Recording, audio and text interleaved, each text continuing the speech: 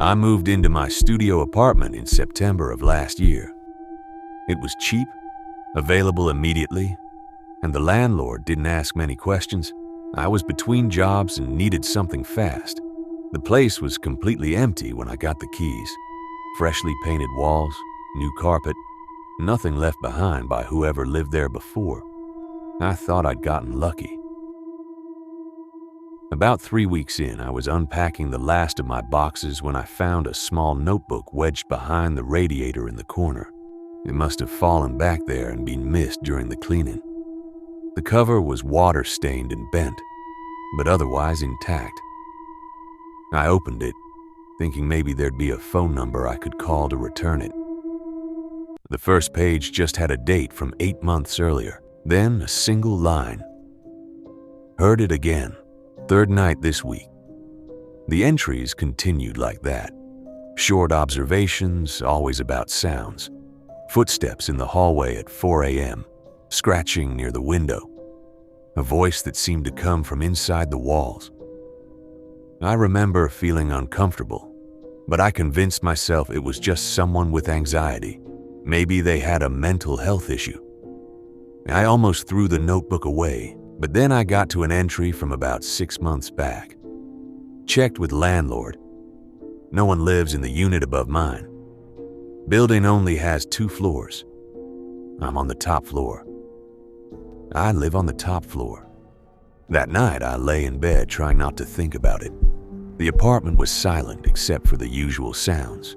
The radiator clicking, the refrigerator humming. Normal things.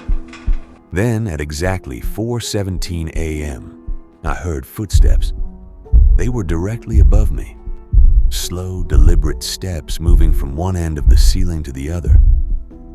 I stared up at the dark ceiling and listened as they crossed the length of the apartment. Paused, then walked back. I grabbed my phone and pulled up the building layout I'd been sent when I signed the lease.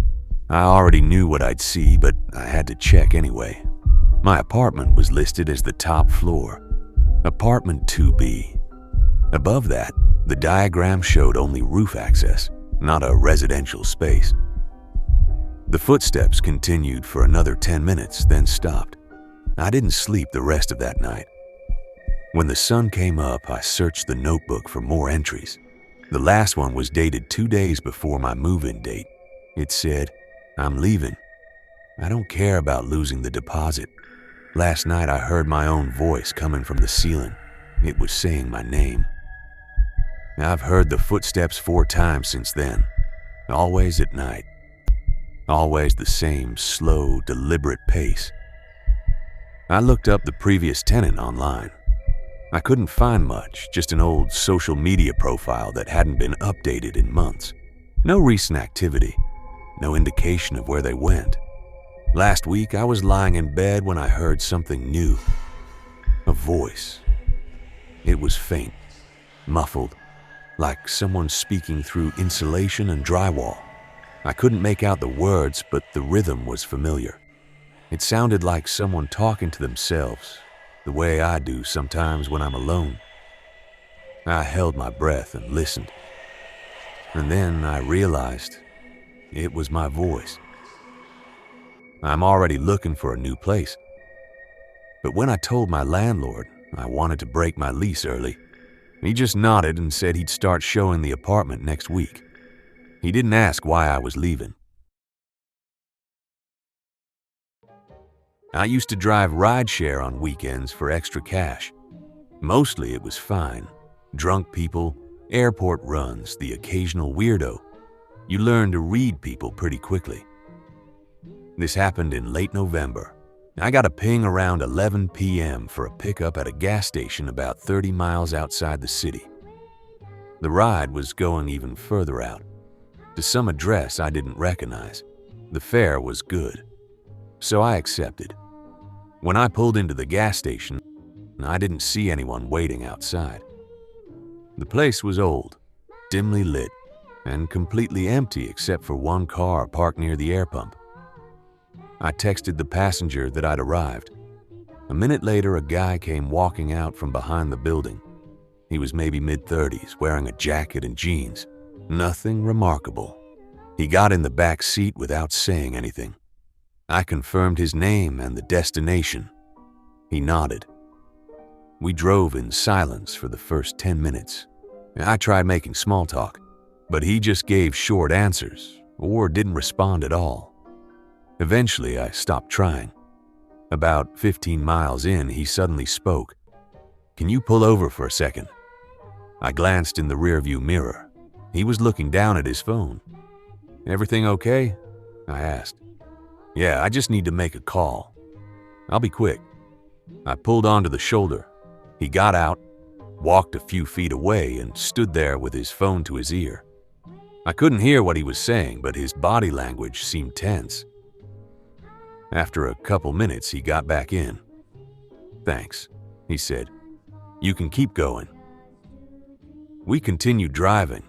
The road out here was rural, mostly farmland and empty lots. No streetlights, just my headlights cutting through the dark. About 5 minutes later, he asked me to pull over again. This time I felt uneasy, but I couldn't pinpoint why. I pulled over anyway.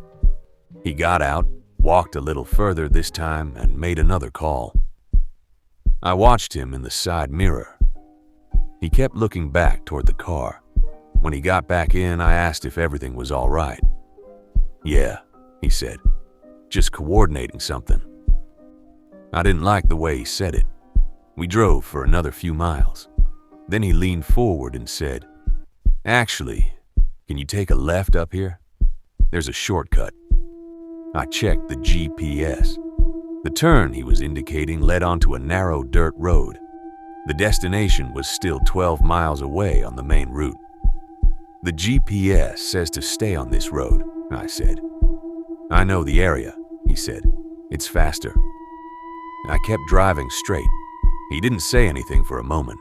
Then, "You're supposed to take the turn when the passenger asks." "I follow the GPS," I said. My hands were tied on the wheel.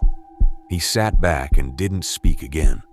A few minutes later, I saw headlights behind us. A truck coming up fast.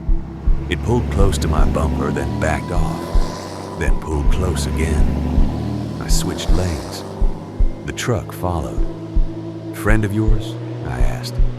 The passenger didn't answer. I sped up. So did the truck. My heart was hammering now. I grabbed my phone and held it where he could see it. "I'm gonna call the police if that truck doesn't back off." For the first time, the passenger's expression changed. He looked genuinely surprised. "What truck?" I glanced in the rearview mirror. The road behind us was empty. No headlights, no truck, nothing. I must have imagined it, I thought. Stress, paranoia, whatever. But then the passenger laughed. It was quiet, almost to himself. "You're smarter than the last guy," he said. I didn't say anything. I just kept driving. When we finally reached his destination, a run-down house at the end of a gravel driveway, I stopped the car and immediately unlocked the doors. He got out, leaned down to the window, and smiled. "You should have taken the turn," he said. Then he walked toward the house. I drove away and didn't look back. When I got home, I checked the ride details. The account that requested the ride had been created that same day. No profile picture, no other rides. I reported it to the platform, but I never heard back. A week later, I saw a news story. Police had found a car abandoned on a dirt road about 40 miles from where I'd picked him up. The driver was missing. They were asking for information. I didn't recognize the driver's name, but I recognized the road. It was the shortcut.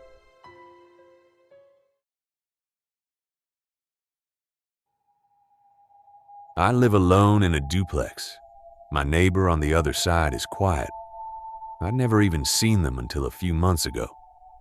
I'd hear occasional movement, footsteps, a door closing, but nothing disruptive. Then one night in January, I accidentally knocked a book off my nightstand. It hit the wall I share with my neighbor with a solid thud. A few seconds later, there was a knockback. 3 taps, evenly spaced. I figured it was just acknowledgement, like, "I heard that, no worries." I didn't think much of it. The next night, I heard 3 knocks on the wall. Same spot, same rhythm. I didn't respond. The knocking came again a minute later, then again. I got up and knocked back twice, hoping that would satisfy whatever this was. It stopped. For a few days, nothing happened. I thought maybe it had been a misunderstanding. Then, one night around 2 a.m., I woke up to knocking. Not loud, but persistent. 3 knocks, pause, 3 knocks. I lay there listening. It went on for almost 5 minutes before stopping. The next morning, I left a note on my neighbor's door. I kept it polite, just asked if everything was okay and if the knocking could stop at night. The note was gone the next day, but there was no response. That night, the knocking started again. This time, it was faster, more insistent. I knocked back once, firmly hoping it would communicate, "Stop." The knocking stopped immediately, but then I heard something else. Footsteps, right on the other side of the wall, moving slowly along the length of my bedroom. They stopped directly across from where I was sitting on my bed. Then, a single, soft knock, right at head level. I didn't respond. I heard a door close on the other side. Then silence. I started sleeping in my living room after that. A week later, I ran into my landlord and casually asked about my neighbor. He looked confused. "What neighbor?" I pointed to the other side of the duplex. "That unit's been empty since December," he said. "Last tenant moved out right before Christmas. I haven't listed it yet." I felt my stomach drop. "Are you sure?" I asked. He nodded. "I've got the keys right here if you want to see." We walked over, he unlocked the door. The apartment was completely empty. No furniture, no belongings. Dust on the floors. It looked like no one had been inside for weeks. But the wall that connected to my bedroom, the one I'd been hearing the knocking on, had something on it. Scratches. Deep, deliberate gouges in the drywall, clustered around the spot where I'd heard the knocking. The landlord said he'd have it repaired before showing the unit. I didn't tell him that I still hear the knocking sometimes. I just don't knock back anymore.